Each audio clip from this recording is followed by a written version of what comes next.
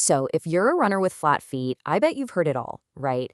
Oh, you'll get injured, your feet just can't handle the impact. But what if that's not the whole story?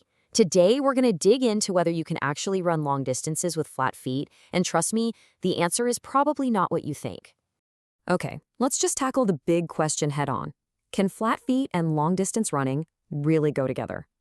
To find out, we first have to understand the unique challenge we're actually working with here. All right, so first things first, let's get a handle on this challenge. Think about it. Your feet are the foundation for your entire body. If that foundation is even a little bit unstable with every single step you take, it can send tiny little shock waves of stress all the way up the chain. Let's see exactly how that works. You see, a typical arch acts like your body's own natural spring, absorbing all that impact every time your foot hits the ground.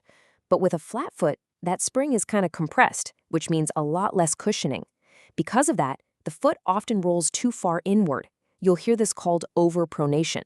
And that little motion can throw your entire alignment, from your ankles to your knees to your hips, all slightly out of whack. And that chain reaction, that combination of less shock absorption and a little bit of misalignment, is what leads to all these classic runner's injuries.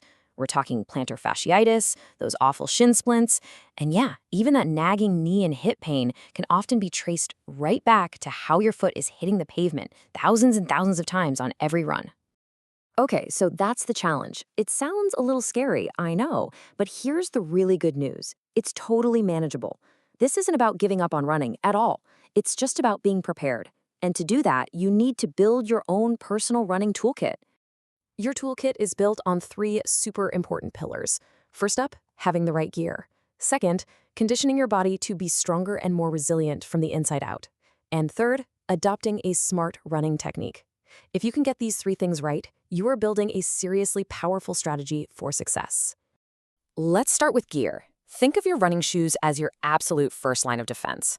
For a runner with flat feet, the right pair isn't some kind of luxury. It is essential, non-negotiable equipment. So, when you're shoe shopping, you're going to look for shoes specifically labeled stability or motion control. These are engineered with denser foam on the inner side of the shoe, and it basically acts like a little guardrail to stop your foot from rolling too far inward. They're providing the structured support that your arch can't, creating a much more stable platform for every single stride. And hey, if you want to take that support to the next level, you can add orthotic insoles into your toolkit. You can find them off the shelf, or you can even get them custom made. They just slip right into your shoes and give you targeted support exactly where your arch needs it the most. Now, while the right shoes give you that crucial external support, our second pillar, conditioning, is all about building your internal support system.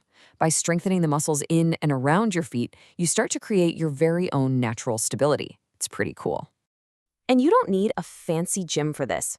These three simple exercises are a fantastic place to start. Towel curls build up strength in your toes. Arch lifts, sometimes called the short foot exercise, directly target those tiny little muscles that hold up the arch itself. And calf raises, well, they're crucial for strengthening your entire lower leg, which helps you absorb so much more impact. All right, on to our third and final pillar, smart technique. This is all about realizing that how you run is just as important as what's on your feet or how strong your muscles are. It's about becoming a more mindful, more strategic runner. And the principles here are simple, but man, are they powerful. First, always progress gradually. Your body needs time to adapt to new stress, so don't rush your mileage increases. Second, really focus on your form. If you can aim for a lighter mid-foot strike instead of a heavy heel strike, you can dramatically reduce the harsh, braking forces that jolt your joints with every step. So you've got your toolkit, the right gear, the strength exercises, the better technique, but there's one more critical skill, and that's learning to listen to your body. Pain isn't a sign of weakness, it's a signal, it's data, and you absolutely need to pay attention to it. These are your big red flags. That sharp pain in your heel when you first get out of bed in the morning, a deep, persistent ache in your shins, a nagging little discomfort behind your kneecap. These are all clear signs that you're pushing past what your body is ready to handle. And your response here should be immediate and non-negotiable. Don't try to run through it. The smartest, strongest thing you can possibly do is rest, recover, and if that pain sticks around, go consult a professional. Seriously, a physical therapist can be your best friend in figuring out exactly what's wrong and how to fix it. So let's bring this all together. Combining the right gear, a conditioned body, and smart technique isn't just a random checklist, it's a whole philosophy. It's about approaching your training by, well, running smartly. Running smartly. That is the ultimate takeaway here. It's not about avoiding running because you have flat feet. No way. It's about being proactive. It's about respecting your body's unique mechanics and giving it the tools and the strategy it needs not just to survive your runs, but to actually thrive on them. So let's circle all the way back to that very first question we asked. Can people with flat feet run long distances? The answer is a huge, emphatic yes. Your feet are not a barrier. They're simply a reason to be more prepared, more strategic, and ultimately a much smarter runner. And that leaves us with one final question for you. You have the toolkit, you have the strategy, so what's your first step going to be?